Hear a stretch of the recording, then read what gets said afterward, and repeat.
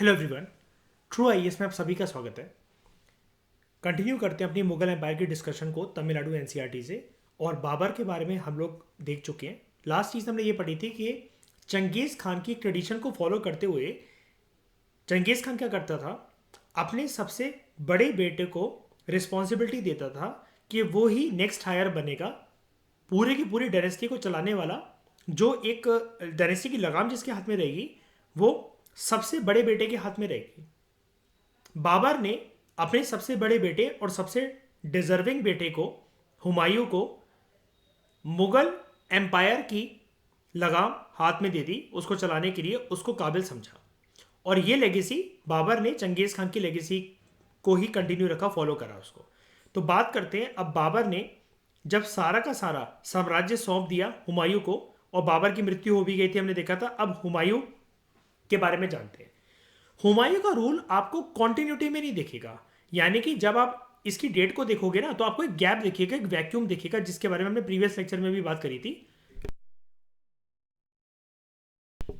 पहले 10 साल तक रूल, 1530 से लेकर 1540 तक, फिर एक वैक्यूम आ जाएगा। ये कितने साल का वैक्यूम आपको दिख रहा है? 15 ईयर्स का। 1555 से लेकर 1556 तक वापस जब आया तो एक ही साल रूल कर पाया। हुमायूं का नाम होता है द मोस्ट फॉर्चुनेट वन, सबसे लकी इंसान। लेकिन जिंदगी इसकी बिल्कुल इसके नाम के अपोजिट थी। He was the most unlucky one. Humayun on his accession to the throne, जैसे ही राजगद्दी पर बैठता है, इसने अपनी इनहेरिटेंस अपनी पिताजी के वसीयत के विल के अकॉर्डिंग, ठीक है, बाबर के विल के अकॉर्डिंग अपने भाइयों में बांट दी। ठीक है, इसको मिलाकर 4 थे। एक हुमायूं खुद, एक भाई कमरान, दूसरा हिंदल, तीसरा अस्करी। सबको एक एक प्रोविंस दे दी इसने पूरी ईमानदारी से। बाबर जो वसीयत छोड़कर गया था, ईमानदारी से सारे भाइयों में बांटी इसने। चाहता तो पूरी की पूरी रख सकता था, लेकिन बांट दी। ठीक है, लेकिन सारे भाइयों की नजर हिंद के उस नायाब तख्त पर थी। सबकी भूख सुल्तान बनने की थी, मुगल एम्परर बनने की थी। दिल्ली में सबको मुगल एम्परर बनना था, दिल्ली की गद्दी पर बैठना था। ये भूख, ये लालच कामरान, हिंदल और अस्करी की आंखों में दिखता था, जबकि इसके सगे भाई थे। तो इसका मतलब ये हो गया हुमायूं के rival. Humayun also had other rivals and notable among them was, जो कि उनके खानदान से नहीं थे, बाहर के दुश्मन की बात करिए तो घर के ही लोग हो गए, शकुनी जैसे। बाहर के लोगों की बात करें तो एक अफगान रूलर, शेर शाह सूरी भी बोलते हैं इसको, शेर शाह सुर भी बोलते हैं। He was a ruler of Bihar and Bengal at that time. Humayun को शेर शाह सूरी ने एक बारी डायरेक्ट कन्फ्रंटेशन में चैलेंज करा। युद्ध हुआ था चौसा के अंदर। डेट थी इसकी 1539, वेरी इंपॉर्टेंट। दूसरी बात, फिर चैलेंज करा गया कन्नौज में 1540 में, और हुमायूं की शिकस्त हो गई इन वॉर्स में। शेर शाह ने हरा दिया हुमायूं को। हुमायूं की डिफीट इस कदर हुई कि उसको सुल्तान के तख्त से हटा दिया गया, एम्परर के तख्त से हटा दिया गया, और वो भागकर ईरान चले जाता है। ईरान में इनकी खानदानी दोस्ती थी, एनसीईआरटी से हमने पढ़ा था, सफाविद खानदान के साथ, सफाविद डायनेस्टी के साथ। अब ईरान तो नाम आज का है, पुराने जमाने में ईरान को बोला जाता था पर्शिया। तो ईरानियन रूलर कह लो चाहे पर्शियन रूलर कह लो, इस सफाविद खानदान में उस टाइम पर जब हुमायूं पर्शिया भागा, ईरान भागा, तो एक रूलर था शाह ताहमसप। शाह ताहमसप सफाविद खानदान का, सफाविद डायनेस्टी का। इनके शुरू से अच्छे लिंक थे, बातचीत चलती रहती थी काफी देर, काफी सालों तक उनके यहां रुका। तब तक क्या हो गया था, अब ये तो भाग गया तो हिंदुस्तान में वैक्यूम क्रिएट हो गया था। लेकिन हुमायूं को और मुगल एम्पायर को ध्वस्त करके हुमायूं को भगाने के बाद जीता हुआ रूलर आपको कौन दिख रहा है? कौन दिख रहा है? शेरशाह सूरी। तो यह बनाएगा सुर डायनेस्टी, या जिसको सूरी डायनेस्टी भी बोलते हैं। और ये इस टाइम के दौरान बनेगी, जैसा कि आपको बता रहा था, एक जो वैक्यूम आ गया था, यानी कि 1541 से लेकर आपको 1554 तक दिखेगी सुर डायनेस्टी। सुर डायनेस्टी की अगर बात करें, कहने को हम इस टॉपिक को टाल सकते हैं कि मुगल एम्पायर पढ़ रहे हैं पूरा का पूरा, ये बीच में ये 15 साल के लिए चला आया, हटाओ इसको भी, क्या डिस्कस करना। लेकिन नहीं, अकबर की पूरी एडमिनिस्ट्रेशन, पूरी की पूरी एडमिनिस्ट्रेशन अकबर की, ये जो शेरशाह सूरी ने जितनी भी एडमिनिस्ट्रेटिव पॉलिसीज अपनाई, अकबर की सारी एडमिनिस्ट्रेटिव पॉलिसीज बिल्कुल शेरशाह सूरी की एडमिनिस्ट्रेटिव पॉलिसीज के ऊपर बेस्ड थी। चाहता रागनी तो चिढ़ सकता था कि मेरे बाप को मुझसे 15 साल दूर रहना पड़ा, इसकी वजह से, इस हरामजादे की वजह से मैं क्यों अपनाऊं। लेकिन यही चीज हमें देखने को मिलती है। मैंने आपको एक क्वेश्चन भी दिखाया था, यूपीएससी में क्वेश्चन आया था 2017 में टॉलरेंस का, कि टॉलरेंस हमें पुराने जमाने से लेकर कंटेम्प्रेरी इंडिया में कैसे देखने को मिलती है। और वो सिर्फ 2 पेज का कंटेंट था, मतलब अवेलेबल था स्पेस, जिसमें आपको पूरा का पूरा एंशिएंट इंडिया से लेकर प्रेजेंट इंडिया तक 2017 तक लिखना था कि टॉलरेंस कैसे देखने को मिलती है। तो आप ये लिख सकते हो, देखो, जब कभी शत्रु से भी, अगर आपको ऐसे आ जाए कभी कि हम एनिमी से भी बहुत कुछ सीख सकते हैं, शत्रु से भी अगर आपको अच्छी चीजें सीखने को मिले ना, तो आपको सबसे पहले इसको मारना होगा, अपने अंदर से, अपने ईगो को।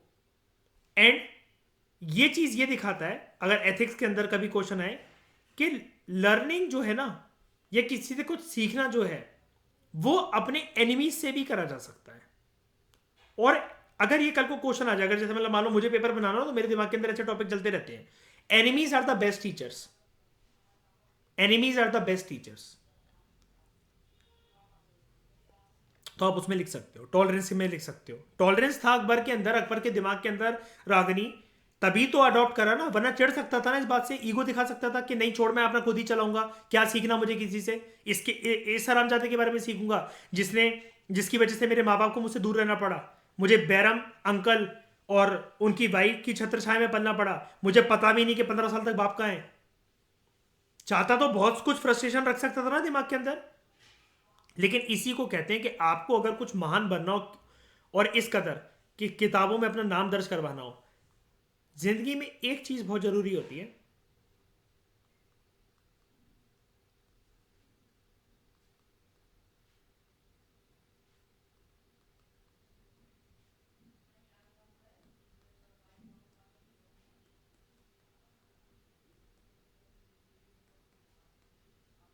Piece of mind with no ego, no guilt and no frustration. और ये कैरेक्टरिस्टिक्स अकबर में थी। आपको एथिकल वैल्यूज कभी भी लिखने को आए, एक आपको हमेशा एग्जाम्पल देना होता है अपनी पर्सनल जिंदगी का, और एक किसी फेमस पर्सन का। तो you can use Akbar here, अगर आपको एथिकल वैल्यूज जैसी टॉलरेंस वॉलरेंस के ऊपर, के पीस ऑफ माइंड के ऊपर अगर आए, जीएस पेपर 4 में आप आराम से लिख सकते हो अकबर के बारे में। उसके बाद हुमायूं सक्सीडेड इन रिकैप्चरिंग दिल्ली इन 1555। किसकी मदद से? किसकी मदद से? इसी की मदद से, सफावी डायनेस्टी के रूलर्स की मदद से। एक ही साल हुआ बेचारे को आए हुए, दिल्ली में जो इनकी खानदानी लाइब्रेरी थी, उसकी सीढ़ियों से गिर गया, एक सीढ़ी पर टकराया इसका सर बड़ी जोर की, और मृत्यु हो गई इसकी 1556 के अंदर। अकबर छोटा था काफी ज्यादा, पिताजी से वैसे ही दूर रहा बचपन से, बैरम खान, बैरम अंकल और उनकी वाइफ वगैरह नहीं पाला था। लेकिन बैरम खान एक वफादार सिपाही था इनके खानदान का। चाहता तो कुछ भी एक नाम रखकर मुगल डायनेस्टी को एक सेकंड में मिटा सकता था। अकबर को मारना कौन सी बड़ी बात थी, निब्बा था उस टाइम पर, वो 15 साल का, 16 साल का, 14 का ही था मेरे ख्याल से, निब्बा था वो तो। एक तलवार घुसाता प्राण निकल जाते उसके। लेकिन नहीं, बैरम खान से भी हम बहुत कुछ सीख सकते हैं इतिहास में। ये छोटे छोटे कैरेक्टर्स पे भी अपनी निगाह मारा करो। हालांकि वो अलग बात है, ज़्यादा फिर इज्जत दे दो किसी को, वो सर पे हावी होकर बैठ जाता है। मैंने किसी से एक बार प्यार दिखा दिया, दो बार प्यार दिखा दिया, वो फॉर ग्रांटेड ही लेने लगा मुझे, तो थोड़ी मुझे फ्रस्ट्रेशन हुई कि यार ये कुछ ज़्यादा ही हावी हो रहा है। हाँ भाई, इसने मेरी मदद करी होगी, मतलब वो ठीक है, लेकिन ये तो भाई कुछ ज़्यादा ही मतलब सर पे चढ़ता जा रहा है, सर पे चढ़ती चली जा रही है। तो अकबर भी इरिटेट हो गया था बैरम खान से, फिर उसके बाद उसको जाने को कह देता है। लेकिन फिर भी बैरम खान से हम ये चीज़ सीख सकते हैं, हंगर फॉर पावर को शांत करके आपके अंदर कुछ जो एथिकल वैल्यूज होती हैं, इंसान इंसान उसकी वजह से जाना जाता है। एक इंसान इंसान के रूप में उसी की वजह से जाना जाता है। ये हम बैरम खान से सीख सकते हैं। Again, Bairam Khan as a personality, Bairam Khan as a regent, सिपाही, noble, can be written down in GS paper 4 ethics के अंदर। ऐसे सोचा करो टॉपिक्स को। हुमायूं का मकबरा, ये टॉम किस बात के लिए बने होते हैं शाइनी? क्या होता है टॉम के अंदर? किन की दीवारों पे क्या लिखा हो? राजू लव्स रानी। ये टॉम क्या होते हैं? सुगंधा, क्या होते हैं टॉम ये? किसी को नहीं पता तुम में से टॉम क्या होते हैं? टॉम में क्या होता है ये? मकबरा क्या होता है? जहां डेड बॉडी। तो इतना इतना ग्रैंड क्यों बनाया हुआ इसको? ये तो मिनी ताजमहल लग रहा है मुझे, ऐसा क्यों बनाया हुआ है इसको? Very good. फेमस पीपल, उनकी परंपरा थी, है ना? Famous rulers. तो राजश्री, यहां पर ऐसे जगह पर जाकर कभी लिख कर नहीं आना है, ठीक है? कि मी राजश्री लव्स विमल, दोनों पान मसाला।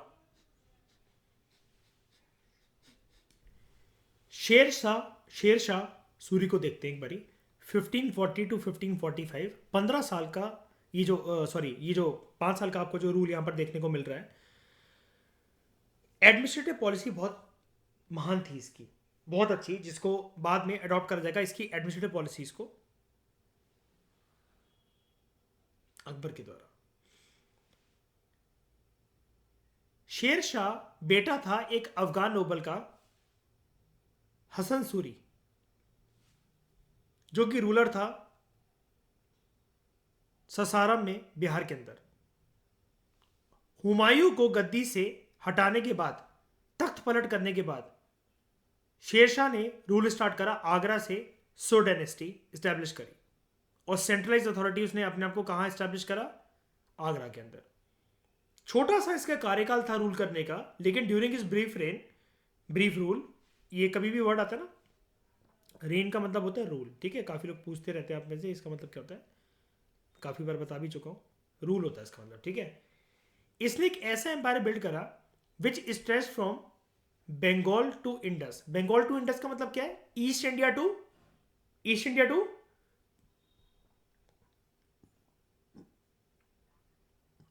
वही वेस्ट इंडिया, मतलब काइंड ऑफ ऐसा बोल लें, ठीक है? मतलब पूरी तरीके से ये, मतलब यहां से लेकर यहां तक ऐसा बोल लें बिजनेस को। और प्रॉपर अगर इसकी डायरेक्शन बनाए तो यहां से लेकर ऐसा जाएगा कुछ ये रूल, राइट?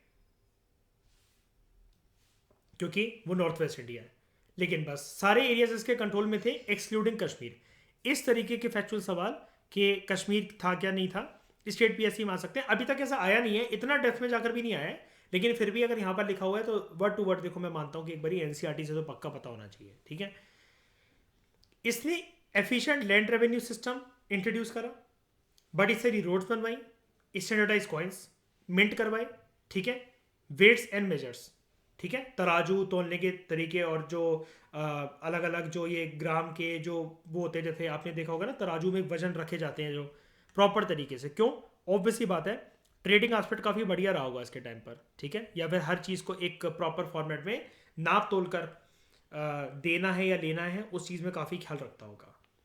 छोटी सी यहाँ पर जिक्र है, लेकिन ये शेर शाह सूरी या सू डायनेस्टी को जस्टिफाई नहीं करता इतना सा पैराग्राफ, लेकिन ठीक है, 7th क्लास के हिसाब से राइटर को इतना यहाँ पर लगा तो उसने वहाँ पर दे दिया। अभी इसके बारे में बहुत जानेंगे, अभी लेवल बढ़ने दो अभी हमारा, ठीक है? इतना इतना पैराग्राफ जस्टिफाई नहीं करता, छोटे छोटे फैक्ट्स हैं, ठीक है, लेकिन पढ़ेंगे इसके बारे में और पढ़ेंगे। बात करते हैं अकबर की। 1556 to 1605। Accession to the throne. Accession to the throne इसके लिए एक चैलेंज था। क्या हो गया, कोई कुछ कह रहा है? तुम हाथ क्यों ला रहे हो अनुज, बेवकूफ हो गए हो? शाइनी वाली हरकतें सीख रहे हो? एक्सेशन टू द थ्रोन ये इसके लिए अपने आप में एक चैलेंज था।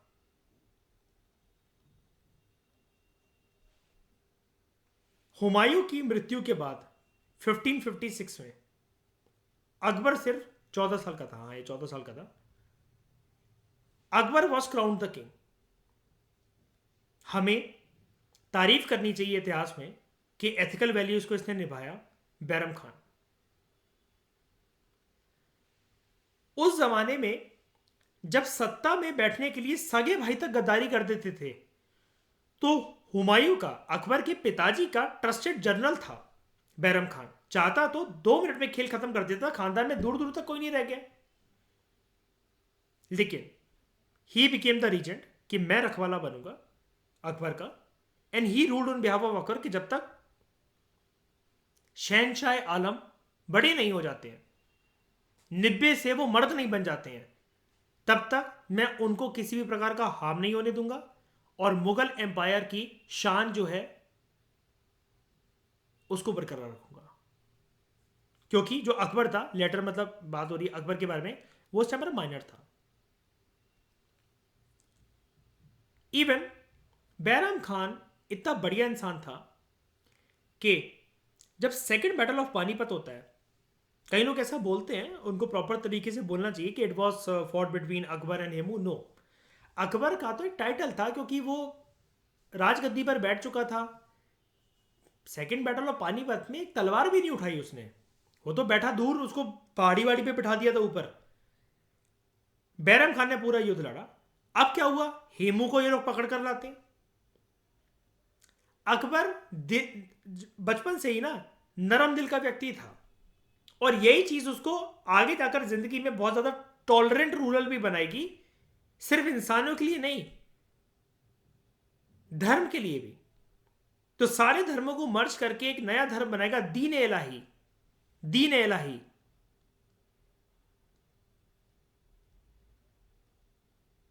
जिसको हम लोग एक और नाम से बोलते हैं, क्या बोलते हैं? सारे रिलीजन को मर्ज करके क्या बनाया था उसने? दीन इलाही का जिक्र तो किताबों में कम होता है, क्या नाम होता है इसकी जगह, बताओ?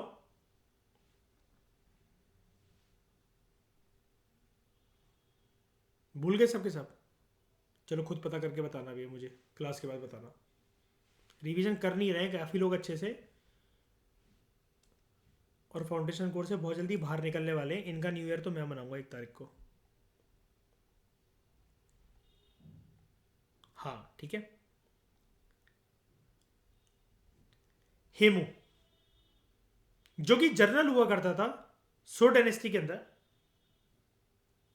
इसने आगरा को कैप्चर कर लिया,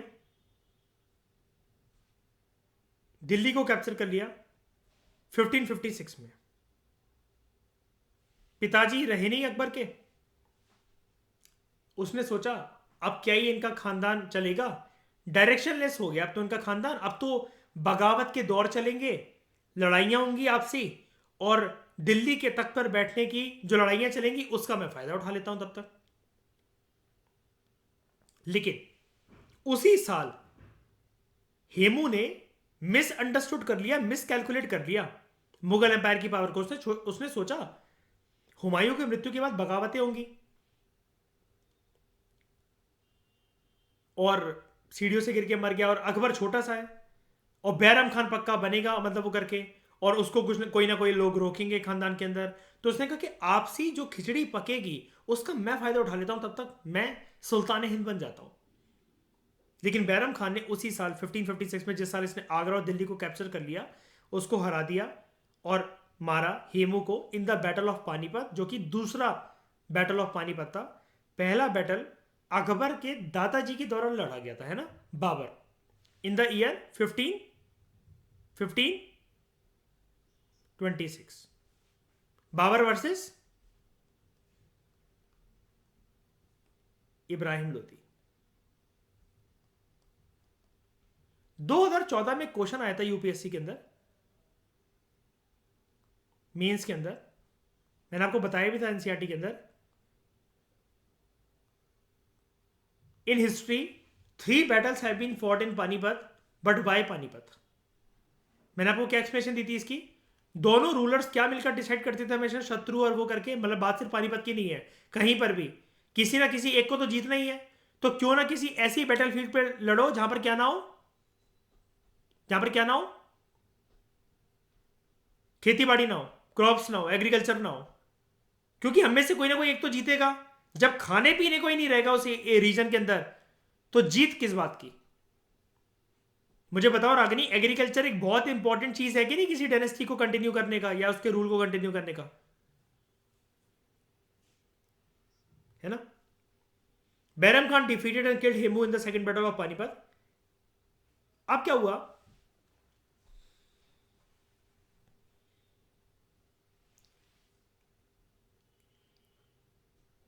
बैरम खान काफी ज्यादा इंटरफेरेंस करने लगा।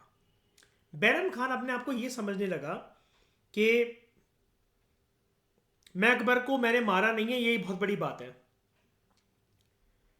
और वो सोचता था कि छोटे से हमेशा से मैं गाइड करते हुए आया हूं, तो अकबर जिंदगी भर मेरा एहसानमंद रहेगा इस चीज को लेकर कि आप ही मुझे गाइड करिए खान बाबा। खान बाबा मतलब बैरम खान।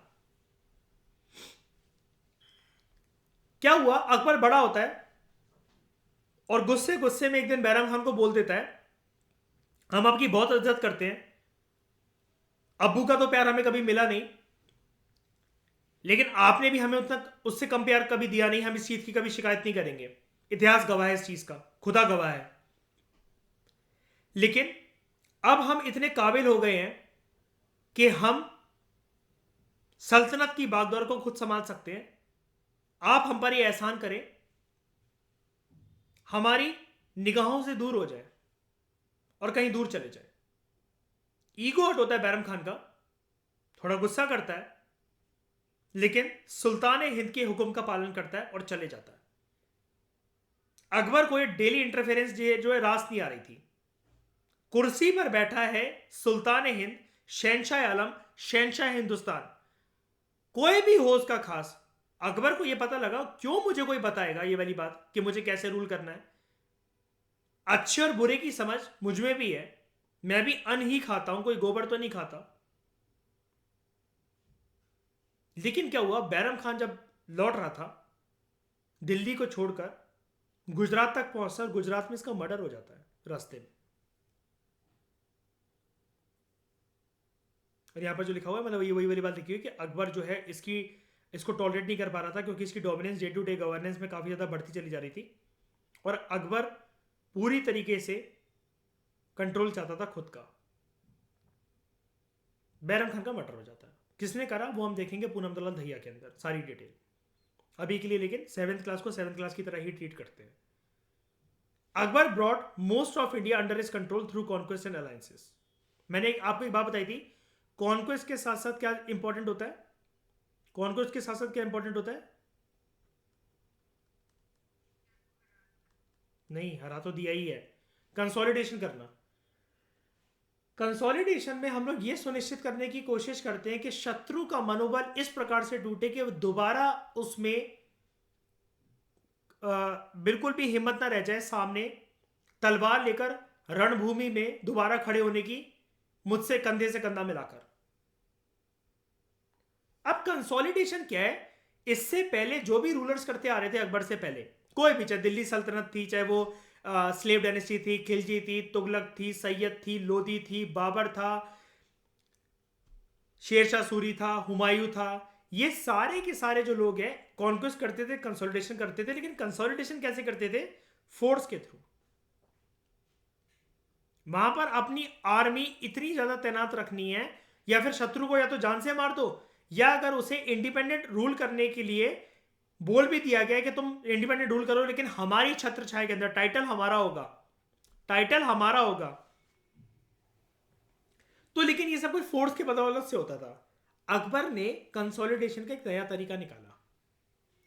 अकबर ने कहा, देखो एम्पायर को अगर हमने कॉन्क्वेस्ट कर लिया है कंसोलिडेशन कुछ कुछ रीजन्स को फोर्स से करना है, लेकिन एक चीज है कि जब हमें फोर्स और man and money power, army power इतनी ज्यादा तैनात ना करनी पड़े, क्यों ना हम शत्रु से रिश्ते बना ले, रिश्ते इस कदर बना ले कि हम आपस में शादियां कर लें। हालांकि खुद कभी ऑफर लेकर नहीं गया, शहनशाह हिंदुस्तान था तो मान मर्यादा का ख्याल तो, अपनी पोस्ट का ख्याल तो रखने पड़ेगा। प्राइम मिनिस्टर थोड़ी ना किसी को प्रपोज करते हुए फिरेगा, उसके पास रिश्ते आने दो। तो अलायंसेस बिल्ड करता है, और ये अलायंसेस का एक सबसे बेहतरीन नमूना था कि अलायंसेस जो इसने बिल्ड करी, that was not normal alliances के रिश्ते साझा कर लेते हैं, एग्रीमेंट साइन कर लेते हैं, दस्तखत बना लेते हैं, वो सब कुछ नहीं।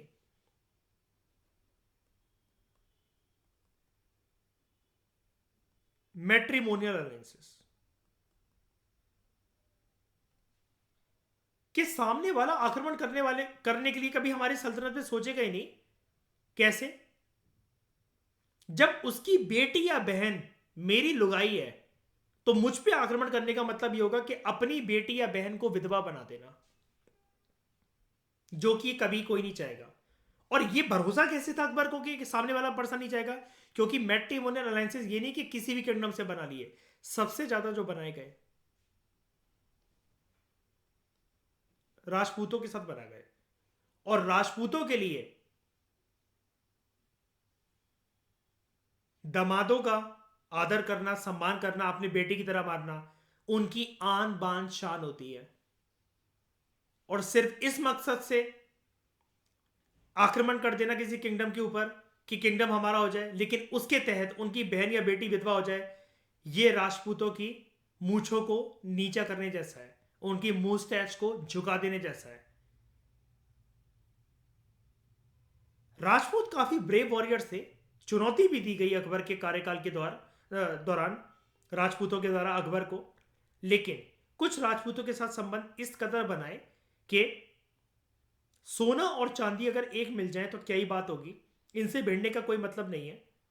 जोधा से जिस दिन से शादी होती है, राजपूतों को इज्जत इतनी दी अकबर ने कि अपने दरबार में उनको नवरत्न रखा कई सारों को, इंक्लूडिंग बीरबल और भी तानसेन वगैरह, ये सब वो करके बहुत अच्छे अच्छे आर्टिस्ट, बहुत अच्छे अच्छे सिंगर, मैन्यूस्क्रिप्ट राइटर्स, ठीक है, वॉरियर्स, जर्नल, मिलिट्री चीफ, बहुत कुछ अच्छी अच्छी पोस्ट पे उसने लोग रखे। शायर शायर पोएट, और जो शायरी लिखते हैं। तो राजपूतों के साथ संबंध इसके बहुत अच्छे थे और मैट्रिमोनियल अलायंसेस के थ्रू स्टैब्लिश हुए। ठीक है, कहानी की तरह पढ़ा करो, कहानी है सब कुछ, कुछ पढ़ाई नहीं है। यूपीएससी कोई टफ गेम नहीं है, बस कहानी अगर स्ट्रांग है दिमाग में, उस कहानी के किरदार सारे पता है, किरदारों के रवैये पता है, हरकतें पता है, थोड़ी थोड़ी तारीख भी पता है, तो बस हर सब्जेक्ट में यही है बस यूपीएससी के। तो मुगल एम्पायर अकबर के टाइम पर कितना था? ये पिंकिश एरिया जो आप देख रहे हो पूरा का पूरा मुगल एम्पायर था। दक्षिण भारत थोड़ा सा लेट मिला मुगल एम्पायर के अंतर्गत, दक्षिण भारत को जीतना थोड़ा सा लेट हुआ, लेकिन पूरी तरीके से तो वैसे भी नहीं जीत पाए थे ये। और ये आपके सामने मैप है, ठीक है। ठीक है, इस डिस्कशन में दोस्तों फिलहाल इतना ही। Thank you very much for discussion.